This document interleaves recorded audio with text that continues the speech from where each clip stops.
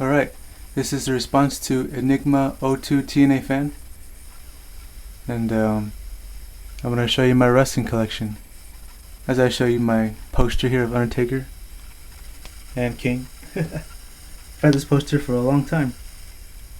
One of my favorites. But yeah, it turned out to be a long video, so hope you can bear through watching it. Alright. So I thought I'd start from the very beginning. So I got here original Hasbro WWF wrestling figures. I started watching wrestling in the late 80s, when I was a really little kid. And then I stopped around 2002. Like, the last WrestleMania I saw was 18, where Hulk Hogan fought The Rock for the first time. Once pretty much when it changed to WWE is around when I started to stop. I don't know. Like, I just got tired of some of the storylines, I don't know, I just kind of grew out of it eventually. I'm just like, it's just getting worse and worse. Like, there's a few good things here and there, but overall everything was like so predictable. So I just got out of it. But eventually I'd come back to see a few matches that I'd hear. Like, someone told me, oh, Triple H fought Shawn Michaels? Like, Shawn Michaels, he came back? Like, yeah. Random stuff like that. Bret Hart came back, shook Shawn Michaels' hand in the ring. I was like, what the hell? Undertaker fought Brock Lesnar, Hell in a Cell. So I'd come back to watch some of those matches, but never like watch like a whole storyline or a whole event or anything. Just the matches. Goldberg came back. I thought that was cool. But anyways, so I started getting these. Like, okay, these three, these two, and this one here, Boss Man, Slaughter, and IRS. I don't actually like have them to own. I just got them because I got them in a mixed lot on eBay. But for the sake of this video, they're good to go right here. But this figure right here, Ultimate Warrior, I've had him since I was a kid, and it kind of shows. Like you can see he's got like broken fingers right there. Like he's kind of faded on the legs compared to his chest, and his nose. Like, you can see his nose has paint wear, because he's kind of metalish, like around there. He has this gimmick where gorilla press slam, but this side's totally broken. So yeah, I've had him for a long time. Like, I don't know how he's lasted with me so long.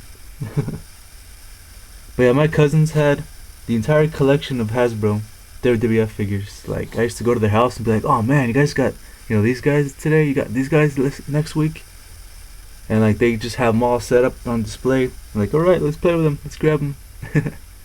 So yeah, that kind of got me into wanting my own collection back then. So this Warrior is the only one I had because my parents couldn't afford to get me everything when I was little. So this Ultimate Warrior I've had for a long time. And these three I just got recently, but they can be here for now. Why the hell not? So yeah, so I didn't actually collect these. I just had Warrior, and I used other random figures from other series to be his opponents. Yeah. And then we move on to the Jakks Pacifics, the originals. WWF Superstars Series 1, 2, 3, and so on. Jakks Pacific, oh man, they were awesome. Like, this is when they came up with different sizes, better size for collectors. And I was just like, oh man, when I saw them in the store, I was like, Bret Hart figure, Shawn Michaels. I told my mom, like, can you buy it for me? Can you buy it for me? That was so long ago. It was awesome. I was in love with these figures, like hardcore, and I still like them, and I still have them. Like, they lasted with me for so long, even though they've just been packaged away in a box. I still have them. The bone crunching action, it's so cool. But of course, they're not really worth anything anymore, because me, I'm trying to customize them as a kid, and it shows. Like look at this, just look at this Shawn Michaels figure. I try to do the blood, you kind of see it's still there. He's pretty dirty. And right here, you know, I put HBK from a magazine from wrestling because he didn't have anything. And then on the boots, I tried to put some paint detail with like just like a Sharpie or a pen. I'm not sure what I used. And also I tried to do his tattoo because the figure didn't have it. Because, you know, all these figures weren't like perfectly accurate. Like, look, he has elbow pads for some reason. When have you ever seen Shawn Michaels with elbow pads? But I think that was for the bone crunching action, you know. And you could see like the rubber rips from so many crunching action. But yeah, it's pretty cool. Oh, someone's texting me. But yeah, articulation wise, all these guys could do was like, you know, swivels here and swivel there. That's it. Sometimes they would have waists, but they never had head movement or anything else, you know. What the? Anyways, like, but they were cool, you know, because they're kind of rubbery. So whenever you played with them, they wouldn't like, you know, always like break. They wouldn't break or like lose paint that often. Like the only thing that's hard plastic is like the chest and the pelvis. Arms, legs, and head were rubbery, which is good. And also, you know, they can't, you know, articulate knees or nothing to do sharpshooter, but I used to just do this, you know. I used to just do that and put them behind them. A lot of memories. A lot of memories of these figures. They're like the last of like my childhood toys. Like, you know, after Ninja Turtles and all that stuff, wrestling was like the last bit of toys I had. I like this Mankind figure. Like, you know, his since it's hard plastic, his shirt was like completely, you know, worn off from paint because I just beat the shit out of him with Undertaker. Because back then, you know, Mankind and Undertaker, 1996, 97 rivalry. Man, like I just hated Mankind. So like whenever I fought them two doing matches, I beat the crap out of Mankind. So his hard plastic paint chest, you know, is already gone. So I put like a picture from a magazine on it, you know. I think it turned out alright. Mandible claw and everything. But yeah, same thing with Undertaker. Like, you know, I used the pen, did his tattoos because he didn't have any. You know, Kane's losing his paint on his chest. And can you believe this figure right here is the first JBL figure? Look at him.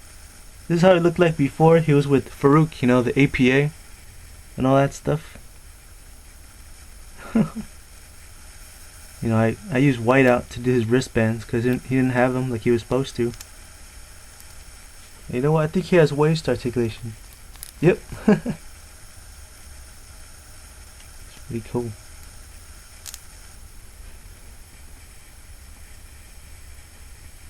But yeah, this is like the most I had. I mean, I had a couple Stone Colds because, you know, they released so many Stone Cold figures back then. I got another Undertaker, but I didn't use him that much because I love this one. And then here, look at this. Look at China.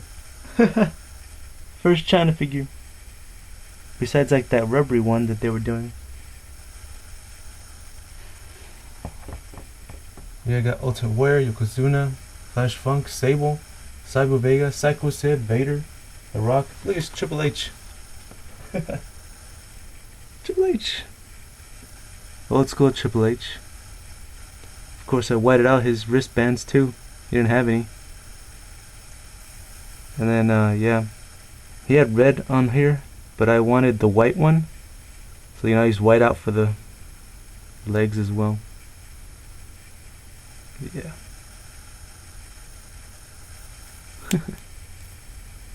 Hunter Hearst Helmsley.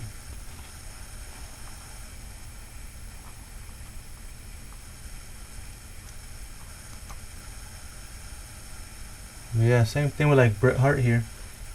Like his face is like horrible now because I put on like blood and stuff back in the day with like, I don't know, some kind of red Sharpie or something. Then also his hard plastic, you know, paint has worn off completely. So the same thing, I put on some magazine, you know, picture that I had for his symbol. But I love these figures, you know. I play with them so much. Like I did everything for them. Like I even did like some custom steel steps. It's just cardboard and spray paint, you know. I just put it on the ring, you know. I don't have my ring anymore for these. It was the monster ring, Raw as War. But eventually the steel post broke. But that was already after I wasn't playing anymore, so I didn't care that much. I was just like, oh, when I saw it though. I even did my own custom casket back then. With some pictures from magazines, of course.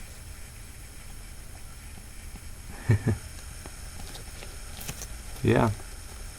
I did so many casket matches with Undertaker and Kane. Here's a bunch of pictures and tape. It's so fun.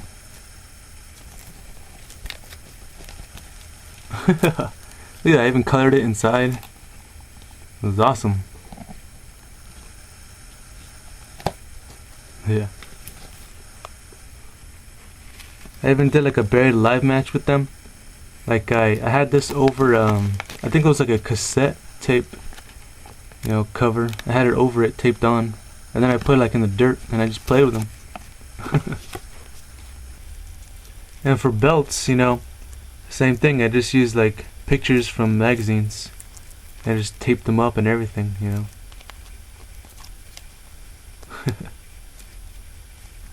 That was so long ago. So yeah, these are like they mean a lot to me. Like even though I don't display them anymore or play with them or do whatever, you know, take pictures, whatever like that. I don't do anything anymore with them. Like I still love them, you know. Like I don't want to just throw them away or anything. Like I'm still gonna keep them with me, you know. Maybe I could use them for like the audience for like the new wrestling section I'll eventually be doing when I move again and I have more room. Maybe I can just use them as like the audience. That'd be a good idea. Why not? But yeah, that was the this was part 1 of the wrestling collection I was gonna show you. Stay tuned for part 2. You know, Kane's losing his paint. Oh man.